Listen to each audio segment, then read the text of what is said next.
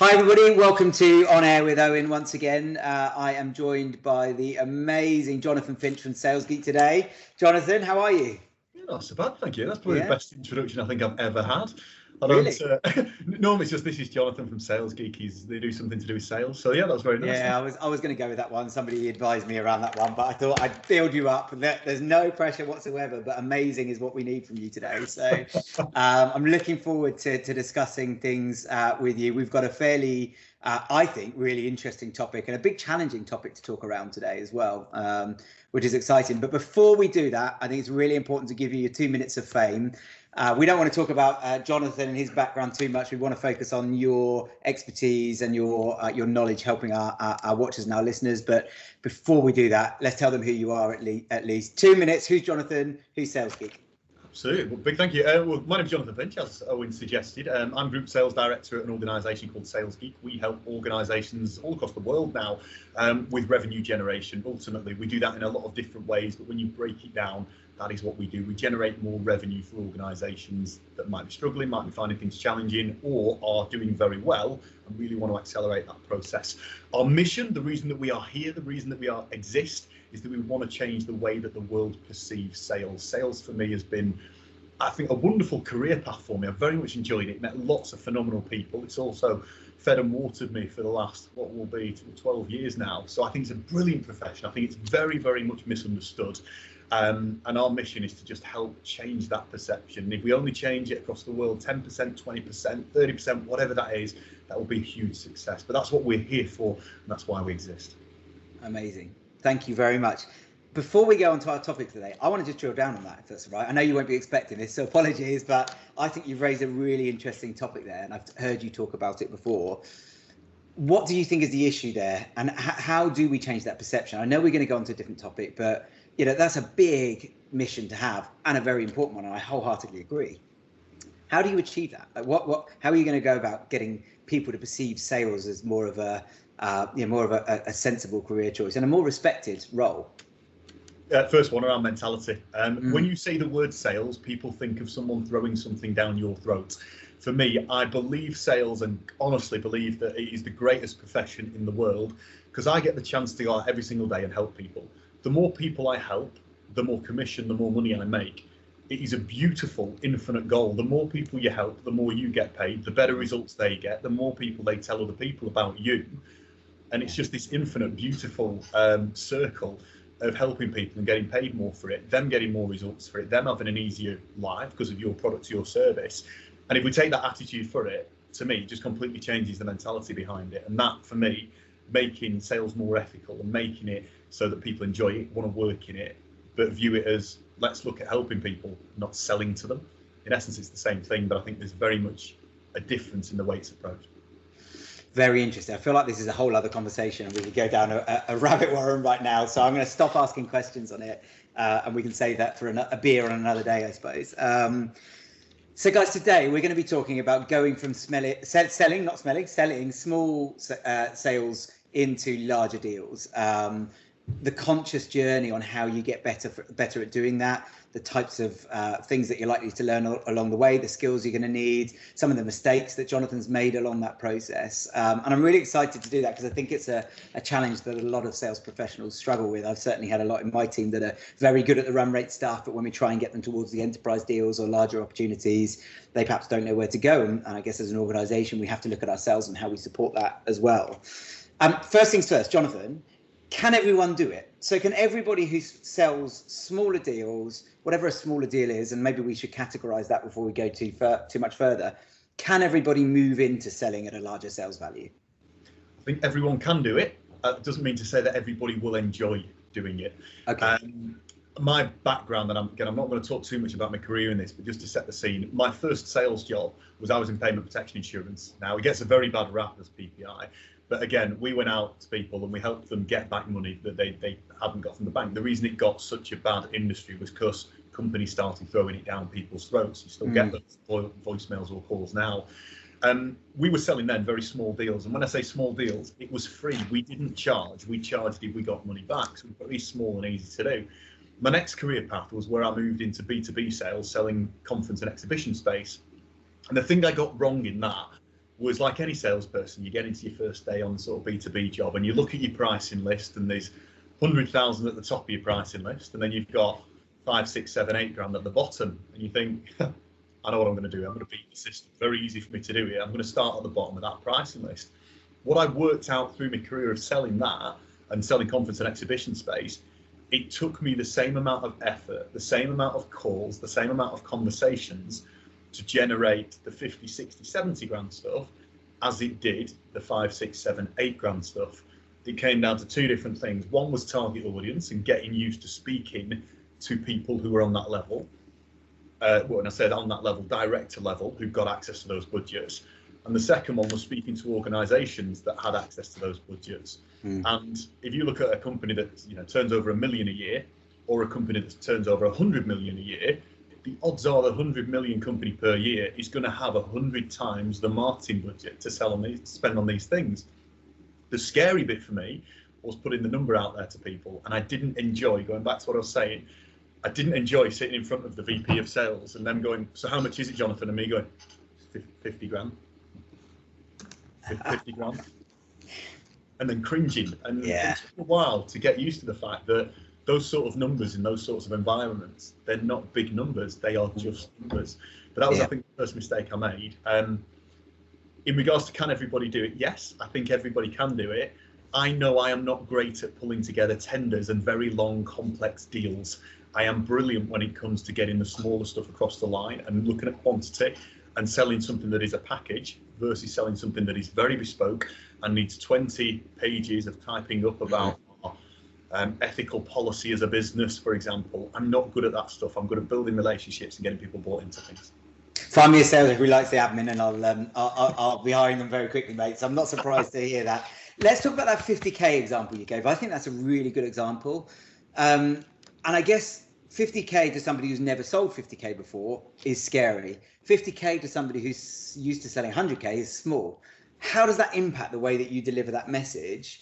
And to what extent does a buyer sense that emotion behind how you deliver that number? Because I guess there's a different way. Does this person say 50 grand and then I can see they're maybe visibly hesitant versus somebody who's delivering it, it's off the cuff? Yeah. The way that I actually got around that mentally was to start getting comfortable offering the biggest package to everybody. Yeah. So the biggest package we had in conferencing events, if you wanted to sponsor both of our conferences as the headline sponsor, all singing, all dancing, we'll get the fanfare out for you as you're walking in and the red carpet, all singing, all dancing. You could pay up to about 100 grand for two of those events. I got more comfortable by offering that, not to everybody, because some companies weren't large enough for it, but dealing at the top enterprise side of that market. If you started putting those numbers out there to people, you soon got comfortable saying them because you started noticing that the first time while you winced saying it, the other person didn't necessarily wince. And the thing that I found with that as well is if you went in to try and sell the £100,000 package and they didn't buy that, they'd probably buy the 80, the 70 or the 60. If you went in with the 5 or 6 package, they still negotiated you 2 grand off the top and you ended down at your 3 or 4 package. Yeah. So as long as you pick the right target audience, we're speaking to the right person with the right pain points, ultimately the numbers just depend on what return you could prove you were going to get to them, and you could do the larger packages just as easily as the small. Interesting. And I want to get onto the strategy behind it in a minute, but we're on the topic of that actual conversation. We're in the weeds very early in this discussion, but that's good. So I think there's a psychology. I'd be keen to get your thoughts on this around, if I'm pitching 100 grand and you said they might take the 80 or the 70 or the 60, if I'm in pitching that sounds normal 100 grand, as a buyer, I'm thinking, this is what people buy from you. You must be good. There's a credibility to what you're offering. So now when you go down to 80 or 70, because now we get more realistic, I might stretch up to meet you and meet you somewhere in the middle. Whereas the other way around, that's impossible. So I'm interested to get your thoughts. Do you see that the same way? Have you got a different take on that? Yeah, for me, the psychology of the price, the first number that you put out to a client is the first number, is the number that they will think about the whole way through the process. Yeah. If you start at the top, working your way down, you're sort of more in control there, because the client is then trying to go, could we do something more cost effective? Rather than you as the salesperson constantly going, do you think you might have any more budget? And that first price that you put out there is really, really important to the whole deal value. Because at that point, it's very easy to work down. If something is too expensive, you can take things away from your package. Great believer that you shouldn't discount. We don't discount our products. We don't discount our services. Our prices are our prices. If it's too much, we can take some of the value out of that for people. There might be something that's within that package that they don't necessarily need, but it's much easier to work down. But when you put, and this is a tip for anyone who's struggling with price, anyone who's listening to this that is struggling with prices, the most simple thing I can give you is when you put your price out, do not keep talking. It's £100,000 because you get this and because you get this and because you get this. You should have already explained what was going to be in there before you put your cost out. The best way to ever put a price on the table is to say what they're going to get with it. So if you're looking at the top sponsorship package, which you get X, Y, Z, that's 100,000 plus that.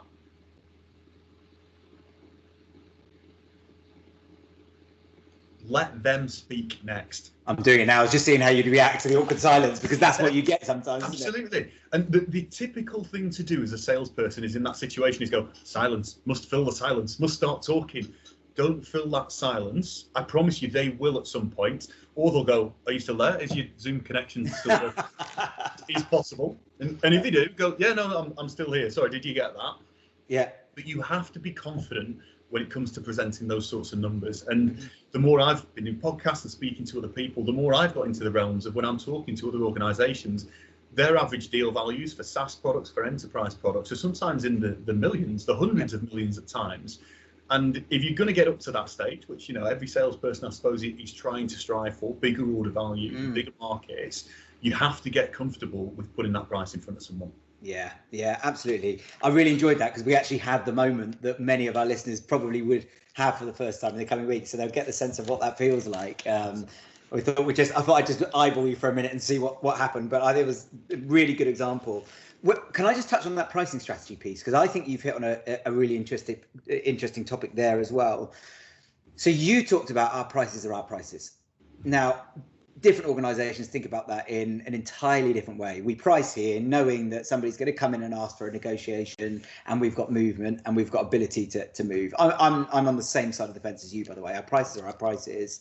I can take something off to discount it, but you're getting a lesser service. I can't negotiate on the price.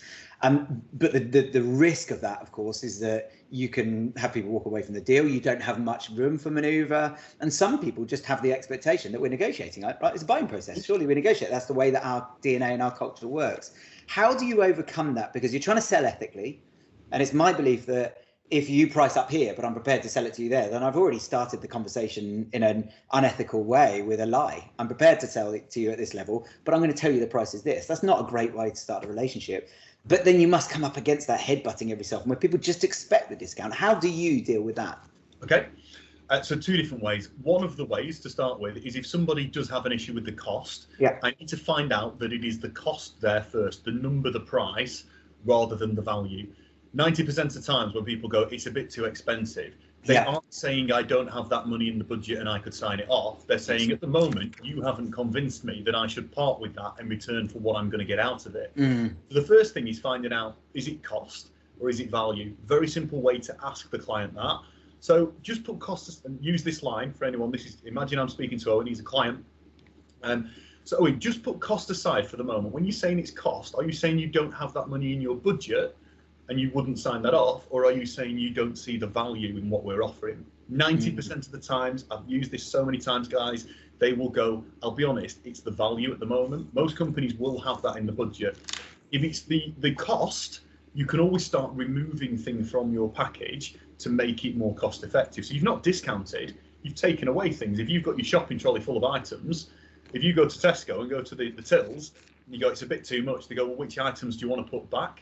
You don't go, oh, well, shall we have a negotiation on it? If it's value, you then need to find out which parts weren't valuable for them, or what is it about it that they're not seeing the value in. And often that's the fact that we've not explained what they're going to get out of it. We might have explained the package, we might have explained the service, but we haven't explained what that will mean for them. What is the outcome of your product or service going to be, which is going to give them the return. So that's the way that we deal with it. The only time I will negotiate, and this is a really simple technique that you can use, is if somebody is going to give us something back in return for that. So say, for example, someone goes, can you do me a 10% discount on that? If I am going to do anything on the cost of that package, I want something in return for that 10%, something that's going to be useful, that's going to be meaningful for us. That might be a longer contract value. If somebody, for example, comes on board with us and says, we want to work with you on a 30-day retained basis, the price is the price. If you want to contract us for 5 years, do you know what? I might do something on the price there, because it means I don't have to go out and find another client for that slot to work with us, and that's worth us doing. But just on a normal basis, we would never ever go out and say to someone, yeah, how much do you want to pay? Yeah. How much do you want to pay? It's a value exchange, right? In that scenario, it's a value exchange. It's not negotiation. Negotiation for the sake of negotiation is, can I get what you're offering me for a lower price? And the answer, like you say, should be no, because we've priced that at a fair level based on what we think the value of what we're offering is. Can we do a value exchange? I.e., can I give you something? And I think people asking for negotiation should be expecting that. That might be buying quick, buying faster, accelerating to get it into a quarter or a month. And you see that at sales rep level a lot. That might be, we've done a couple where it's been a testimonial on the way in. Let's do a video and tell the world why you chose us, and we can leverage your brand choosing us as a story. It might be, like you say, it's an extension of contract, and we've got more guaranteed income out of this relationship. There has to be something back, and I think it's a really sensible point. One of the things that I think we always assume that the client will go, for example, and this is a process that I've been through before, I've made this mistake. Client will go, can you do 10% discount? You go, yeah, we should be able to do that. Yeah. Do you want to get that signed off? No, I still need to speak to the MD. Go and speak to the MD. They come back. We thought about it. We like it, but we're going to probably need 20%. Yeah, I can do that. Yeah, I can do 20% for you. Your margin's getting smaller now. You're in a black hole. Commission's getting smaller. And then they go, no problems. Well, we still need to go and clear it with finance. Finance come back, and now they want another 5% off. Now you're 25% below, and you're not actually much closer to getting that deal done. So the other way to deal with this is ask them, when someone asks you for pricing discount, can you do something on cost? Say, potentially, if I could do something on cost, what would you do for me? Can you get this deal to book then? Can you take something off the order value? What can you give me in return for doing that? And again, most times people will give you something back for that. I have a really quick horror story on that. We had a sales rep in our team who a few years ago, with the very last week of the financial year, was literally one contract away from hitting targets. Mm-hmm. And I broke my own rule when he came to me and he said, look, this deal's coming over. I need something to just sweeten it and make sure it gets done this week. And the deal was a small discount if it got done that week. And we relayed that it was due to end of financial year. Exactly that. He didn't ask the right questions. He didn't qualify the process enough. Actually, the sale didn't come in. He didn't hit his target. He left about 3 months later, just coincidentally. After that, the deal actually came in. But right at the last minute, the CEO stepped in and said, I'm not signing it unless you give us that discount you offered us 3 months ago. So they knew that we were prepared to sell at that price on that basis. They weren't prepared to take the factor in. And we were put in a situation where we had to walk away from the deal and say, you know what, we can't do that now. We did that for a reason, and a very good reason, but it was a selfish reason, not a selfless one. It wasn't a value exchange. The value exchange wasn't company to company, it was sales rep to company. And we learned the hard way from breaking our own rules there. So I think, again, it's something to be really mindful of. Before we go any further, let's just define what you mean when you talk about selling at small sales values to doing larger deals, because that will mean different things to different people. So let's put some context on it. What does it mean for you?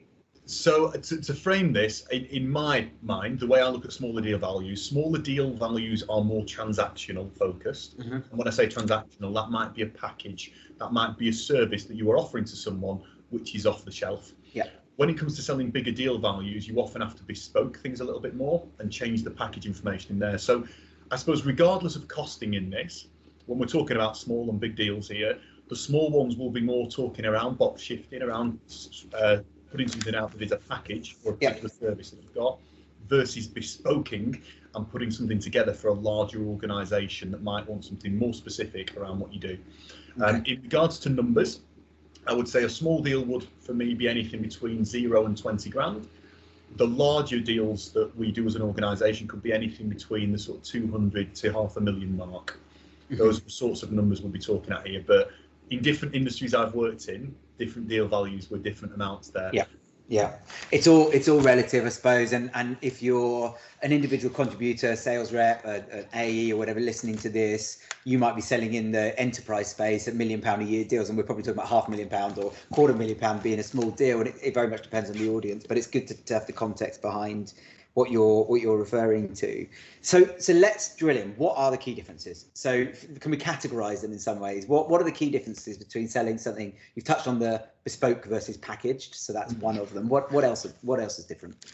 Just before we bounce into that, if it's all right, I just want to mention the psychology of selling big deals and selling small deals is exactly the same. And I definitely made the mistake of assuming that it was a completely different process and a completely different methodology, and trying to design a complete new strategy for pulling big deals and small deals in. The psychology of pulling them in is exactly the same. And I'll give a bit of an example on this. So we won. We got an RFP that came through for a request for proposal for our services a little while ago at Sales Geek from an organisation. I knew off the bat, after speaking to the person at the other end there, that we were up against 4 of the biggest training companies in the UK. We're not that size of an organisation. We like to make a lot of noise on LinkedIn, which I think makes us sound a lot bigger than we are. But we're not that size of organisation, and I knew we were going to be up against a lot of these other companies within there. I made the mistake initially of trying to make us more corporate, feel a lot more corporate, a lot more formal than we were, knowing that these other companies were going to be sending in these formal RFPs. Now, after having a conversation with their head of training there and having more of an overview as to what they needed, came to the realization that they'd come to us because we were something a little bit different. Our website looks completely different from any other training organisation. How we present ourselves on LinkedIn and everywhere else was quite different. And once I did some digging into their culture, into their values, what they stood for, I realised that they were a big organisation, but there was a lot of similarities between us. I made the rest of that process, the rest of the proposal, the rest of the presentation, the rest of the example training that I delivered about them, around their values and how they matched in with us. The ultimate decision then for them, this was a large contract, again, I had to go through a very formal process on it, but it came down to an alignment in culture and values, and product actually came second within that.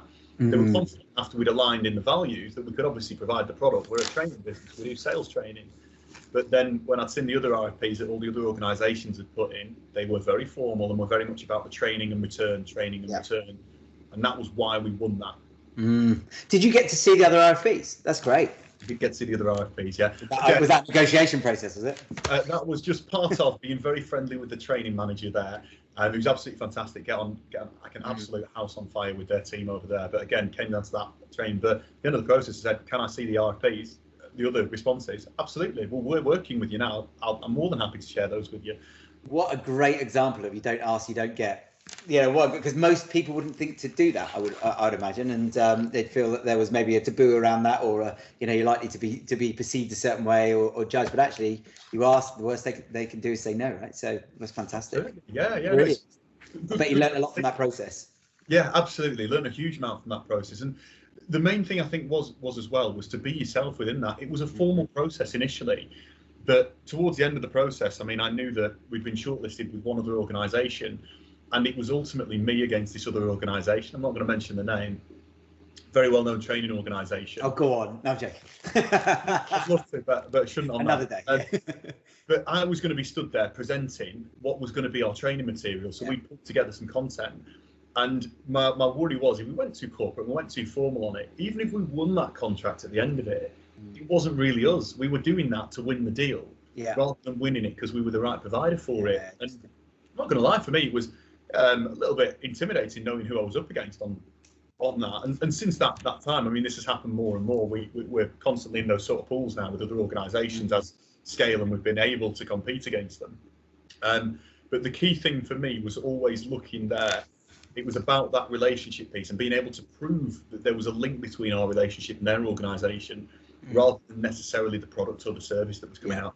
Yeah, interesting. Very interesting. So what we're establishing, I'm paraphrasing here, is that most of the barriers and blockers are within us rather than within the process. Because like you said, the psychology of the buyer is the same. Pricing is relative to the person's situation. I mean, it's also fair to say that you get several smaller organizations who, you'll see this, who want to buy something this far up your sales pricing, the second smallest package, who make it so hard to sell to them that you want to walk away from them. Equally, there are big organizations that can be the easiest buyers, the fastest buyers ever. So, there isn't even a linear trend around the buying process that's true all the time, but we need to dig in and give people something outside of within then. So there must be things in amongst that buying process that differ depending on the number and the sort of size of the contract. Even if that's on a relative basis, I can think of, for example, the number of people that are likely to be involved in that process. In a small business, they're more likely to buy a small sales cycle,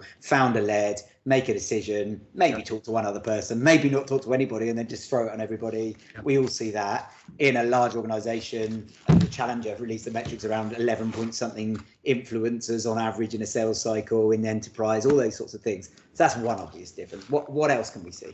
Well, the key thing on that as well is involving different stakeholders, because when you're doing a smaller deal, it's normally just the contact at their end that you have to deal with. They've either got budget available or they can very easily get sign off. When you start dealing higher up the chain, you start dealing with different decision makers who all have different agendas. Yeah. Now, while they're in the same business, they have a different agenda. If you've got the sales director, normally it's about revenue generation, retention, keeping their team engaged. You go to the finance director, it's about looking at your invoicing terms and about how you're going to pay for it and looking at their cash flow balance. You go through the procurement team and they want 10% off, because at the end of the year, they get a bonus on getting contract values lowered and negotiating that discount. You speak to the head of training and development, and it's about that cultural feel and about making sure everyone's moving forward. All of those people might need a different sales pitch. They want to talk about different things, which means that conversation you're going to have with them is going to be all around different things. If I'm talking to the head of training and development, I'm talking about what challenges they have with retention, how they do training at the moment. If I'm talking to the sales director, I'm talking about what financial returns you're looking at, what KPIs are you going to measure this by, how are you going to deem this being a success.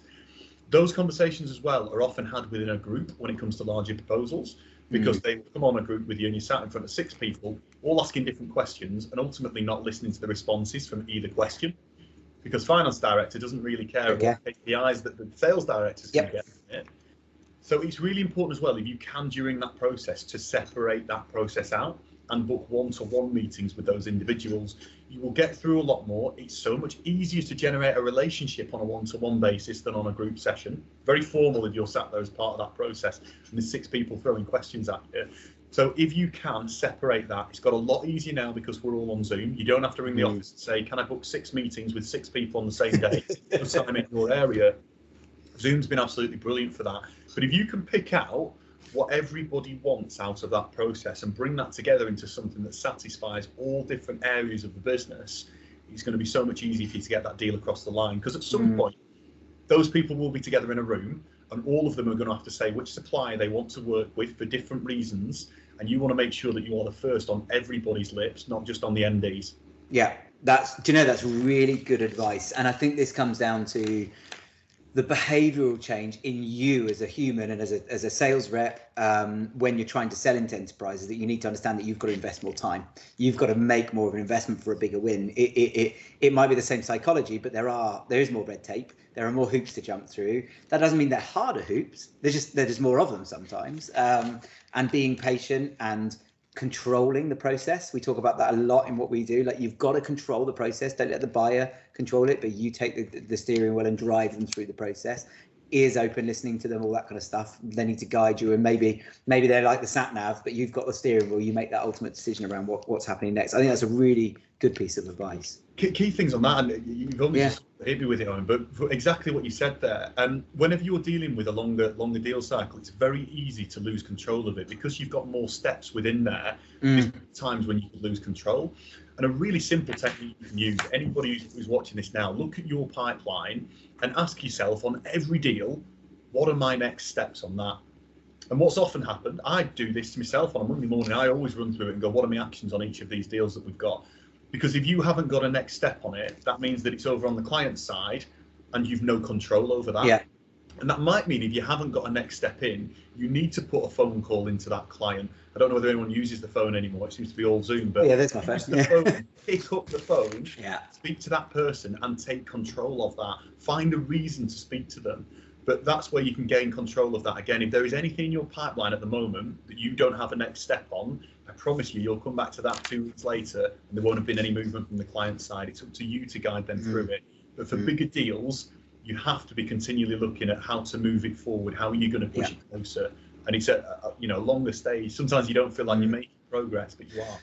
Do you know, I had a very similar conversation with somebody the other day, and they added an extra point which I really liked to this, which is around not just you knowing what the next step is, but also the client knowing.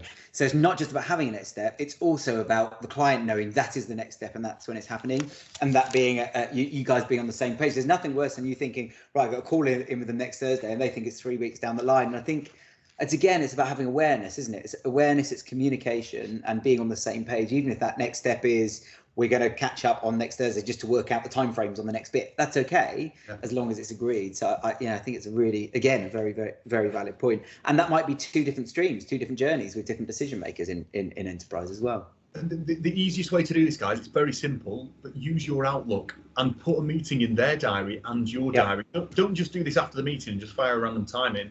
When you're finishing that conversation off, there's normally outcomes at the end of that conversation. Ask them, when do you want to get back together next, so we can chat through and make sure that you've got everything that you need. Get that in the diary. It's in your diary, so it sits there. You've got your next step. You can add your information onto the CRM.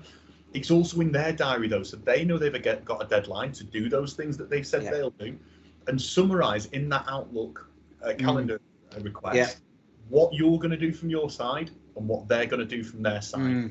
Promise you, this will help you move things along. I used to have a sales director who, in another business, who would work closely with the client on expectations around when they'll make a decision. So we've got a board meeting on that day, so it'll be by the end. And you know how people will grey it. So they'll say, we've got the board meeting, so about a week after that, give me a call that Friday. He'd say, well, look, do you think you'll have a decision by that Friday? Yeah, we should be in a position to have that decision. A note would go into their diary saying decision day, or yes or no day, something like that. And he'd actually spell out, you need to give me a decision on that day in their diary. And when he first said it to me, I thought, oh, geez, that's brave. But actually, it's black and white. It's easy to understand, and they want that reminder. They want you being in control because you're the expert and you're guiding them through the process. So that sort of stuff works really well. Yeah, and making sure, I suppose, as well, that you're clearing out your system as well. Because when you go through it, it's very easy. And I've done it before. I call them fantasy deals that are sat in your pipeline with a massive number next to them that you've not spoken to for 2 months. Yeah. I'll tell you what, Owen, last time I spoke to them, though, they were really interested. Red hot, yeah. Oh, red hot, I'm telling you. That's why you've not spoken to them for 2 months. It gives you a chance to clear out your pipeline and go, if I'm going to invest enough time and effort into something to get it across the line, it might take me sometimes up to 20 hours, if not more, of physical time to get a big deal across the line. If I'm going to spend 20 hours on something, I want to make sure that they're going to come back to me with a positive response, or it was something that was out of my control that I couldn't do anything about. Now, if you're going to do that, you've constantly got to be asking yourself, are they as invested as I am in this? Which is again to having those next steps. If they've got next steps in, you've got next steps in, you're constantly moving it towards a close or to moving it out the pipeline. Out the pipeline. Yeah, absolutely. I'm keen to get your input on something as we're talking.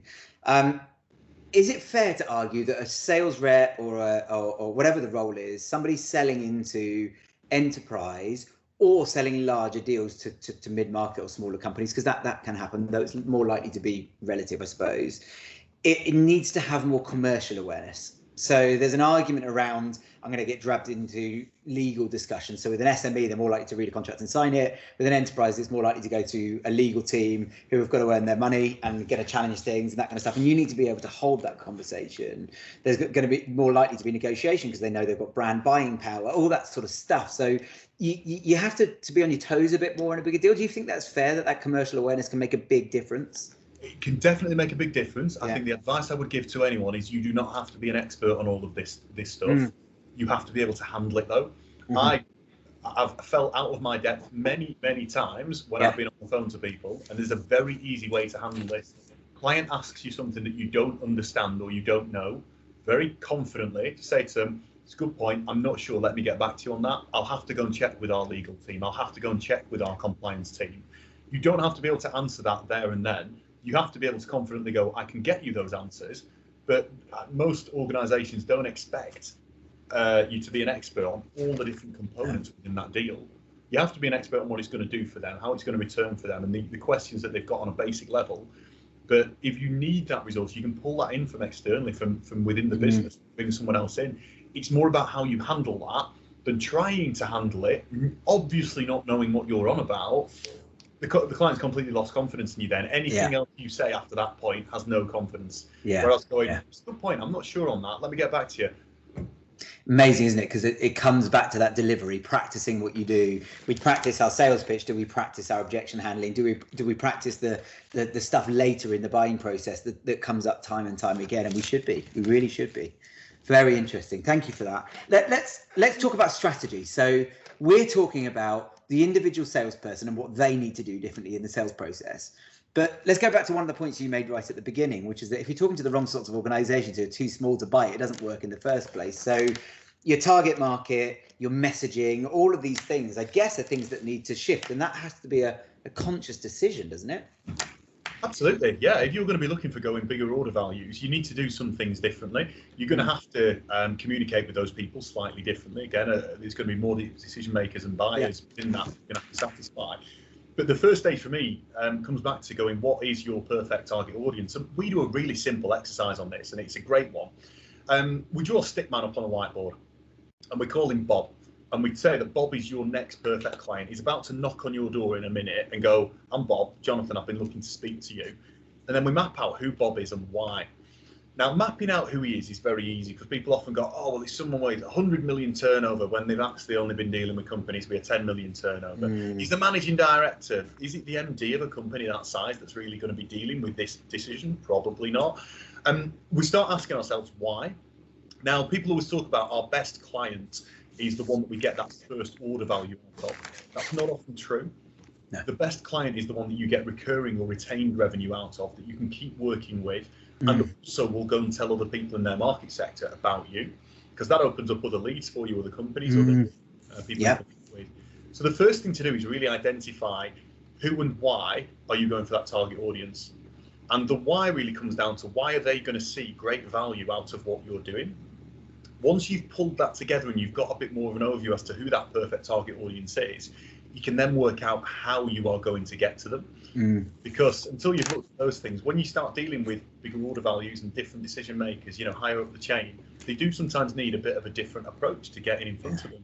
But the mistake I think I normally see is that people will go, we're going to go for bigger companies and get bigger order values.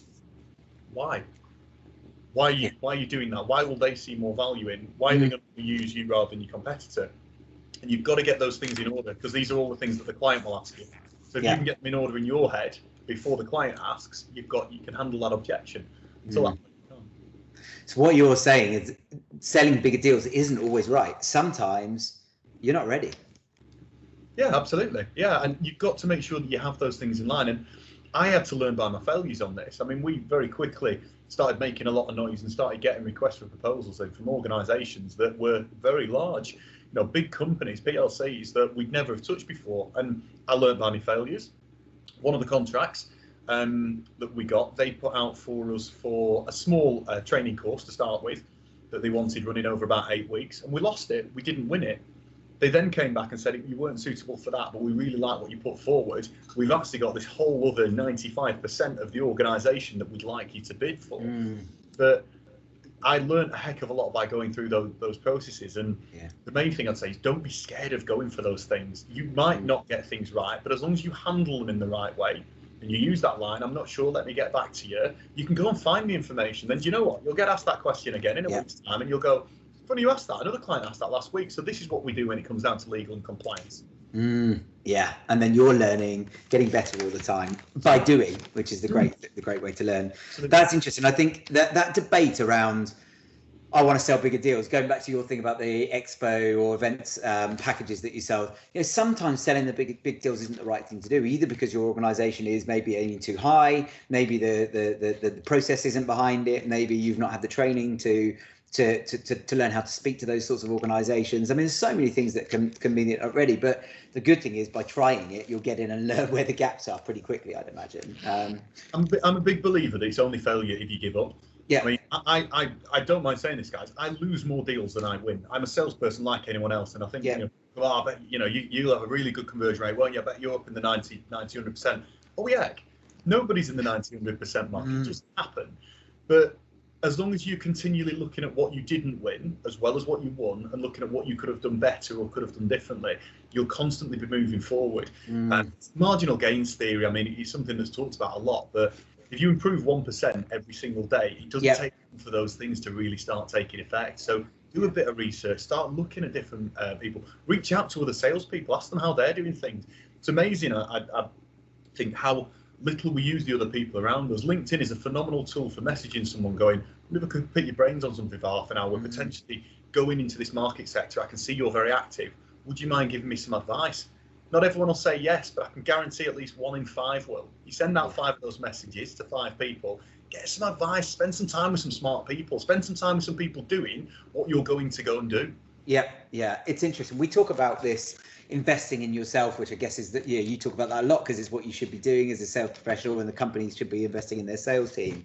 But I always talk about investing in ourselves, in our sales process. So understanding that in order to go and win a bigger deal, we might need to impress them a bit more than a smaller deal. So going a bit further, doing a bit more work on it, maybe we're coming up with some concepts, maybe we're going into the actual strategy build where we wouldn't normally get into that. That's part of the service. But in this case, we're actually going to start almost delivering to a degree because we want to show them more, understanding that that's a risk, but that's a conscious risk. It's one that we're prepared to take because of the size of the deal. And you go back to your level of bespoking things. A sales process, when you're selling something out the box, works. I know that if I do that 10 times, 3 times, that happens. Whereas when they're larger deals, you've got to be treating them as unique, and you've got to be taking them on the journey that feels most right, which comes back to communication, understanding your prospect, having control of the wheel, all those sorts of things that we touched on. And what I would say as well, guys, do not fall into the trap. And I'm going to give a prime example of this. We used to work with an organisation that, again, I'm not going to name, and I'm going to give the 2 people within the organisation different names. Yep. So I'm going with Jim and Bob. So we used to work with an organisation. Nice, original. Jim and Bob, very good names. Very good salespeople. One of them is anyway, and I'll tell you why in a sec. But I used to go into their office, and I used to spend about a day per month doing some strategic stuff and some coaching with them and helping them with the sales process.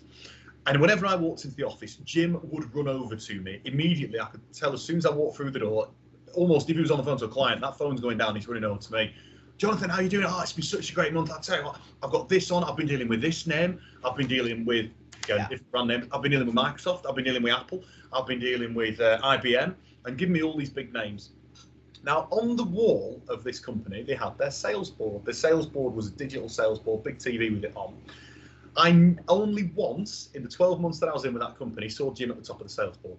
Because Jim was constantly going out, and as I called it, whale hunting. I am finding those whales.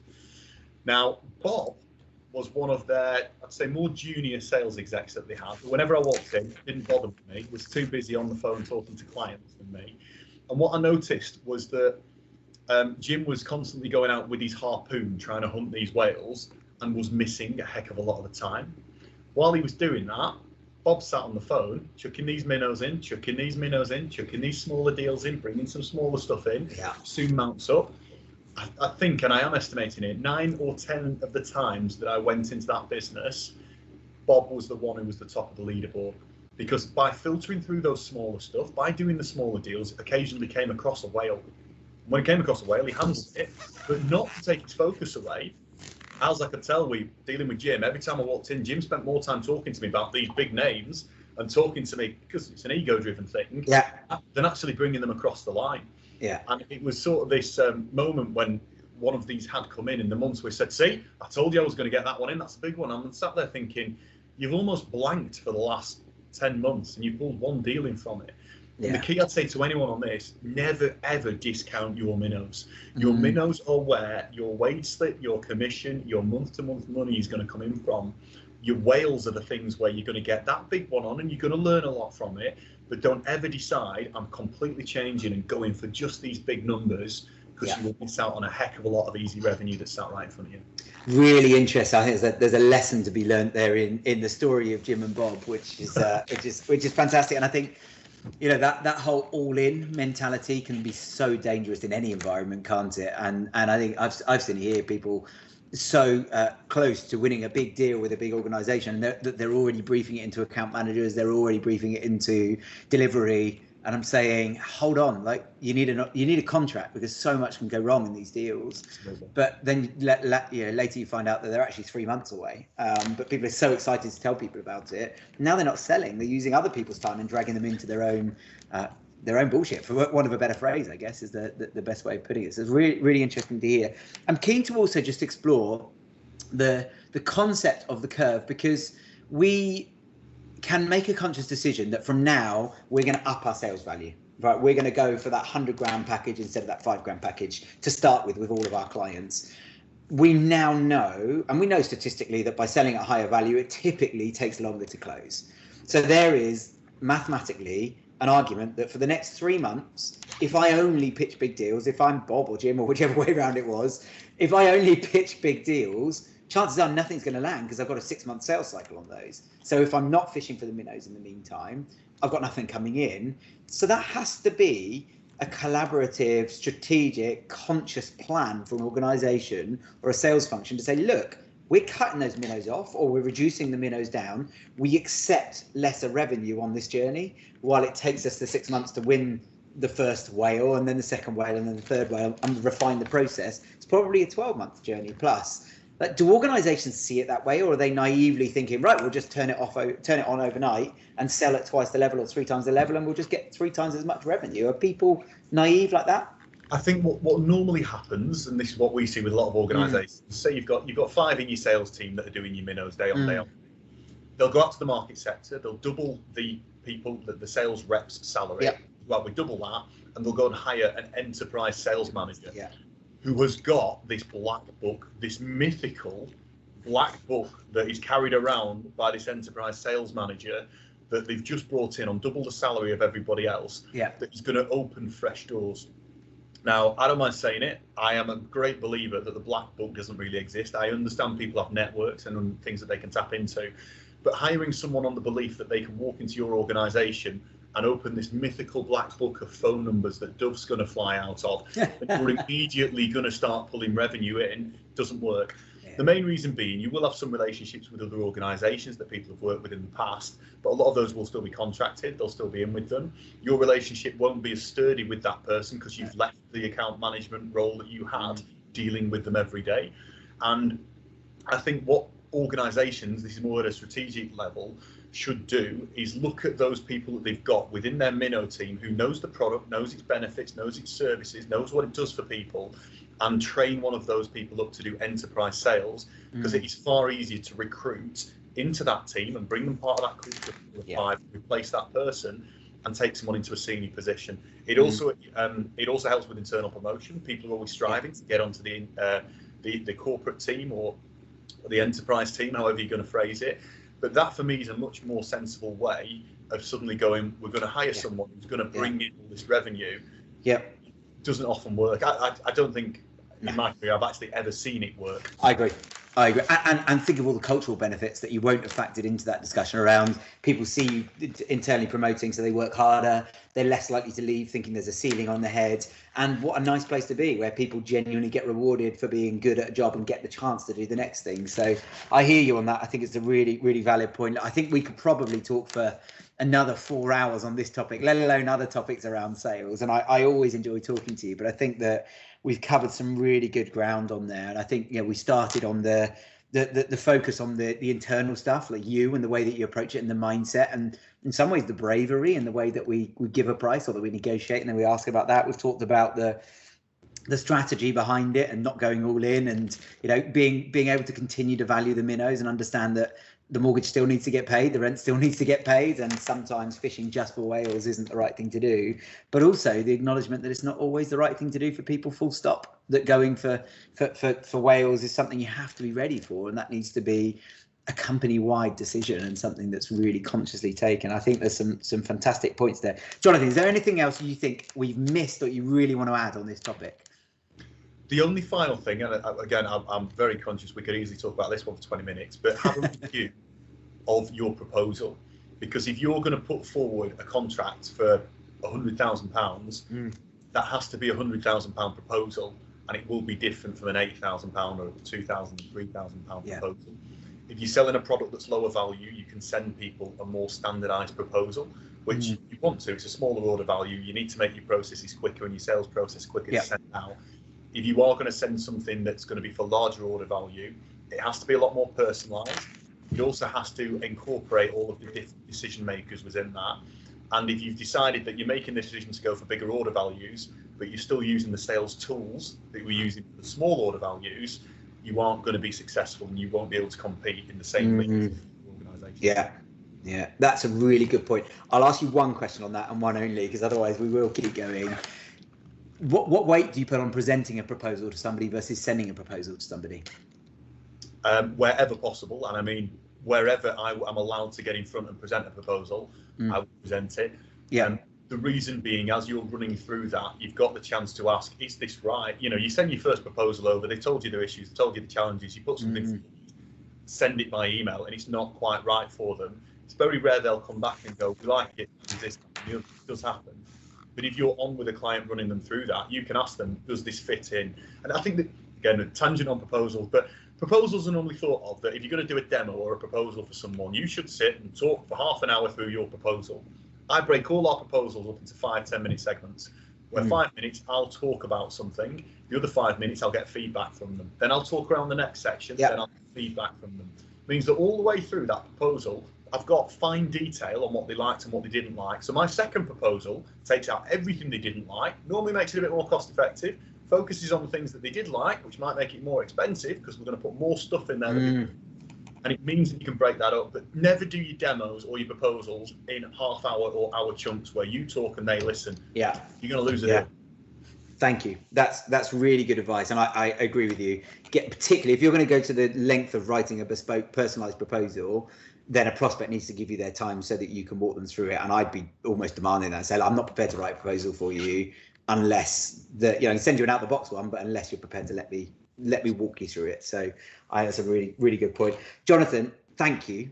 As always, I learn every time I talk to you, genuinely. There's so much in there. And hopefully we've knocked some of it out of your brain. And I hope that our watchers and listeners today have got some real nuggets from you. I'm sure they have. If they want to reach out and talk to you, either to get some advice, as you say, 1 in 5 people come back and say yes, and I'm sure that you're one of those people, or because they want to talk to you about Sales Geek, how can they get in touch with you? Easiest way, well, 2 ways. One is to go onto LinkedIn. You'll find me under Jonathan Finch and then FISM after my name, or you can head on to the Sales Geek website. There's loads of information, blogs, etc. on there. And we do put out a lot of content on LinkedIn. So if anyone follows me on there, there's a lot of sales tips and things coming out of all of the Sales Geek team on a daily basis. Brilliant. And our team love the training you give. We've got first-hand experience and I can speak very highly of it. So thank you for everything that you do. Jonathan, thank you for joining us. Really enjoyed it as always. And thanks for sharing your expertise today. Brilliant. Thanks for having me on, mate. See you later. Cheers.